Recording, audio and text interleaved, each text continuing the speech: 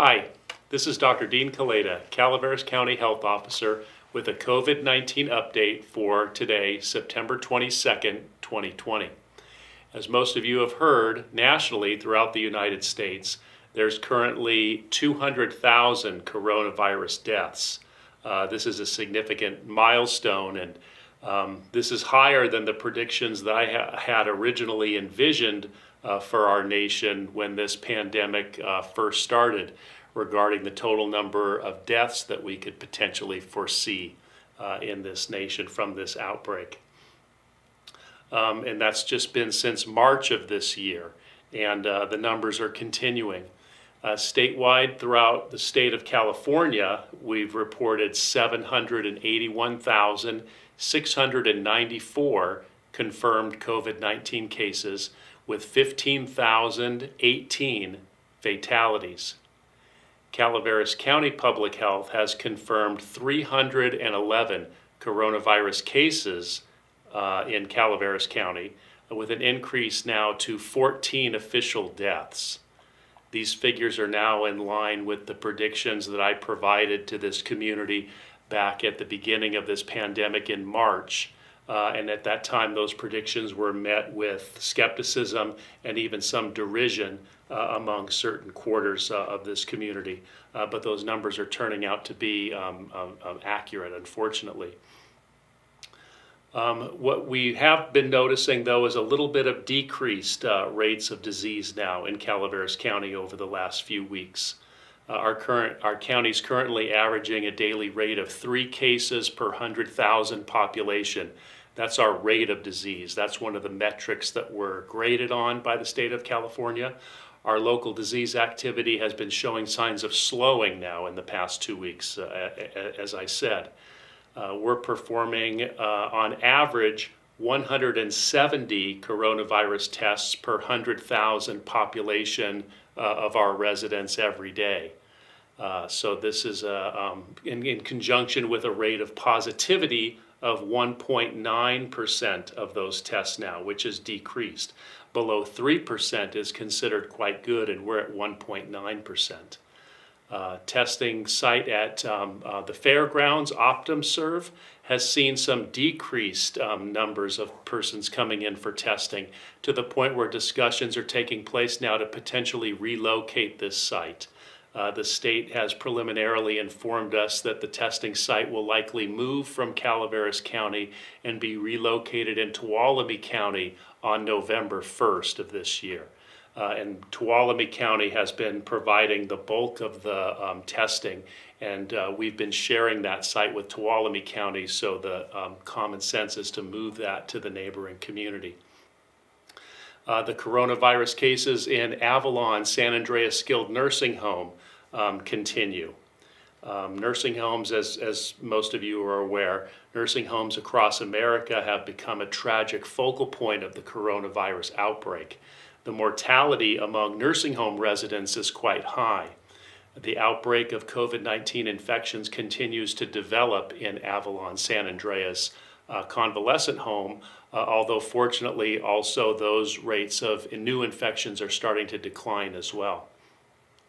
The outbreak at Avalon has been traced back to an initial identification of an asymptomatic staff member who was working at the facility and picked up on routine surveillance testing back on July 22nd of 2020. To date, infections in 58 residents and 27 staff members have been confirmed through enhanced testing for coronavirus that's being done on all of the residents and care staff in the facility on a weekly basis. So this represents, of course, the most significant challenge to our community posed by the pandemic to date. The mortality rate among nursing home residents is significant, and our experience here now in Calaveras County has borne similar statistics. So that's probably the most challenging COVID-19 related problem that we've been dealing with in our community so far. And locally, we've not been spared, and there's been no exception to that as well. Residents testing positive at Avalon have been temporarily placed in a dedicated COVID-19 unit for isolation within the facility until they're considered recovered. That is to prevent ongoing transmission of the infection from person to person within the facility. Any positive staff members are just excluded from work until such time that they're better. But the residents have been placed in a dedicated COVID-19 unit. And as of yesterday, the last 7 patients were graduated from the COVID unit as they've been deemed recovered and able to be moved back and matriculated back to the regular rooms within the building. So that's been a positive development as well, and the outbreak looks like it's settling down. Infection prevention staff have continued to work closely with our public health department and have been in consultation with the California Department of Public Health.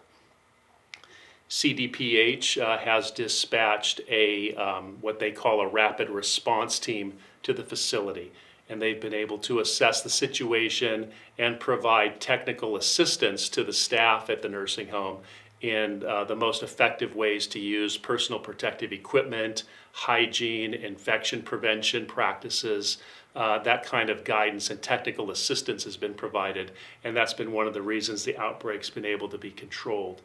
The facility is continuing to undergo close surveillance for the prompt identification of any new cases in residents and staff. And those infection prevention measures are continuing to be scaled up and are being conducted at a very high level. Last week's round of testing showed no new infections in any of the residents there. And if this round of testing this week shows, again, no new cases in the residents, then assuming that there's no staff cases that develop, we'll be able to consider the outbreak over at that point. So it requires 2 straight weeks of consecutive testing in order to declare the outbreak diminished and officially over. All right, so let's turn our attention to what's been going on with the testing capabilities in Calaveras County. Avalon has now acquired the ability to perform rapid point-of-care testing, POC testing, for COVID-19. And they're able to use that on their residents and their staff members now to reduce the turnaround time for testing and to improve the efficiency of the disease control response. The results of the rapid point-of-care testing can be acquired within 15 minutes. And that, in conjunction with the other infection prevention practices, is another strategy to help make sure the outbreak stays contained and doesn't come back again. The facility's been in touch with Mark Twain Medical Center along with the Public Health Department to let them know that there's a potential for admission of additional patients into the hospital. As of today, the official death count for Calaveras stands at 14 deaths related to the COVID-19 pandemic. Public Health will release updated statistics as they become available, and we have our twice weekly press releases that are released on Tuesdays and Fridays, and we'll be releasing one later this afternoon. There's currently 1 Calaveras County resident hospitalized. Local hospital capacity remains adequate. And ventilator availability is at 100%. Mark Twain Medical Center has sufficient regular patient care beds, sufficient intensive care unit space, and a robust supply of personal protective equipment, PPE, that the healthcare workers, nurses, doctors, ancillary staff in the hospital use to protect themselves from transmission of COVID-19 infection. They have a robust supply of that at this time. Governor Gavin Newsom unveiled at the end of last month that the blueprint for a safer economy would be replacing the county data monitoring list system that was used to determine what businesses can or cannot be open in any county. So every county in California was initially assigned to one of 4 tiers. And so these tiers are based on rates of new cases of infection that are seen in a 3-week cycle. So data is reviewed weekly and the tiers are updated on Tuesdays. So to move forward, meaning to move down into a less restrictive tier, a county must meet the next tier's criteria for 2 consecutive weeks. If a county's metrics worsen, the rate of disease and the percent of positivity of the test for COVID-19, if those metrics worsen for 2 consecutive weeks, then the county will be assigned a more restrictive tier. So the tiers are purple, which is widespread, that's the highest, substantial, red, that's the second tier, moderate, orange, that's the third tier, and the lowest tier is minimal risk for transmission, that's yellow. So as of today, September 22nd, Calaveras County currently remains in the substantial or red tier. So we didn't move up and we didn't move down. We'll remain at this tier based on our rates of disease for the time being. If Calaveras continues to show improvements and continues to meet disease thresholds for the less restrictive tier, then we'll be assigned to the orange tier on Tuesday, September 29th. So that's something that we can look forward to, as each time we are reassigned to a less restrictive tier, then additional business activities will be allowed to resume in Calaveras. So what this means that for the time being, some non-essential indoor business operations are now allowed to be open and some need to remain closed. Under this framework of these tiers, many recently closed businesses can resume activity with modifications, and most of you have probably seen this when you're out and about. For example, dine-in restaurant services may resume in Calaveras County at a maximum of 25% capacity, or 100 people, which is ever fewer. Likewise, movie theaters, as another example, can be open at 25% capacity. Hair salons, barber shops, personal services such as tattoo parlors, massage parlors, cosmetology services. These can also now be open within Calaveras County with modifications. Gyms and fitness centers can resume indoor operation with the capacity limitation of 10% of their normal usual capacity. So to find out, what's open, the process is to go to the covid19.ca.gov website and click on what's open for my county. You can choose Calaveras County, you can say what's open for my county, and you'll get a complete listing of all of the different businesses that are able to function and what the specific modifications are for those businesses. The best ways to avoid exposure to the virus, these are the same messages that we've been talking about now for several months. Staying home if you're sick, stay at least 6 feet away from people outside of your household, wash your hands with soap and water often for at least 20 seconds. You can use a hand sanitizer solution that's at least 60% isopropyl alcohol as a substitute for hand washing if necessary. Avoid touching your eyes, nose, and mouth with unwashed hands, and wearing a face covering over your nose and mouth when around others, especially if physical distancing is not able to be maintained. A face covering has been scientifically shown to be a scientifically shown way to prevent transmission of COVID-19. No-cost testing for the time being remains available to anyone who would like it at the OptumServe test site at the Calaveras County Fairgrounds. As I discussed at the beginning of this taping, there's the likelihood that the test site at the fairgrounds is going to be moving on November 1st to Tuolumne County, but we'll still share that test site with Tuolumne, and Calaveras residents will continue to be able to access it at no cost. So testing is available Tuesdays through Saturdays, 7 a.m. to 7 p.m., and testing is available for individuals down to age 3. You can sign up online. You can call the toll-free number 888-634-1123 to make a time and a date to come in and get tested, and walk-in appointments are also being honored as well at this time. So for testing information, you can visit our Calaveras County Public Health website and get directed on how to get tested. So we're continuing to learn more about COVID-19 infection every day. This is a new learning experience for all of us.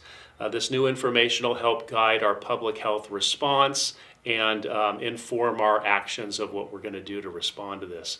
To protect Calaveras residents against this deadly virus, we'll need to continue to closely monitor how these safeguards are working.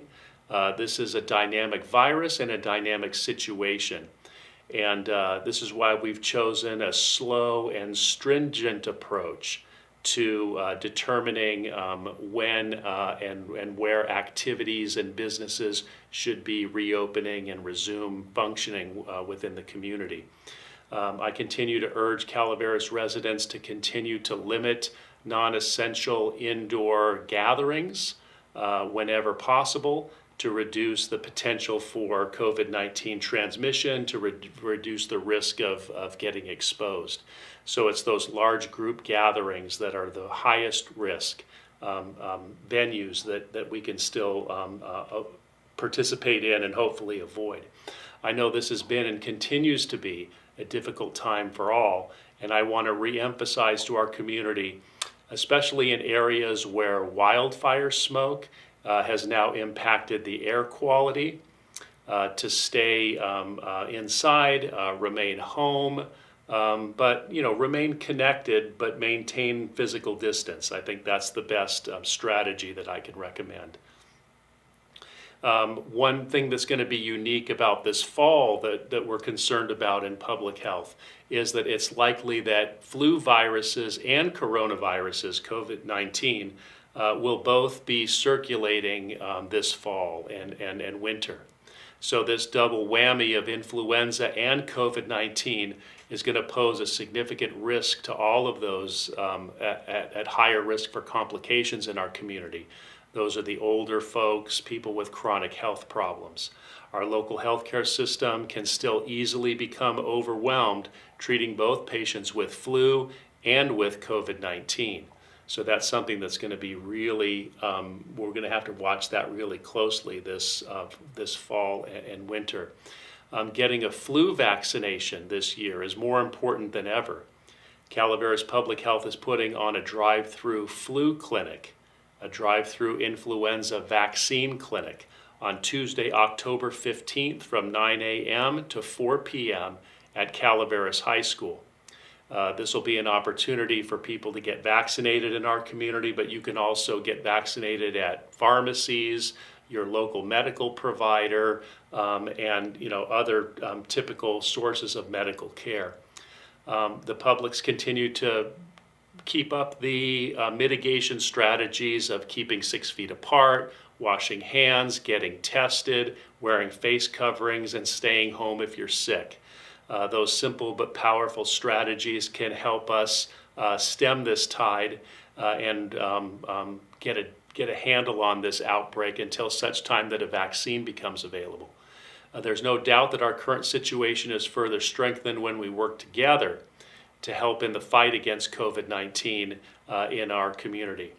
So further information will be released from the Public Health Department in our Tuesday and Friday press releases, and continue to do the mitigation activities that I mentioned, and let's work together to keep this community safe. Thank you.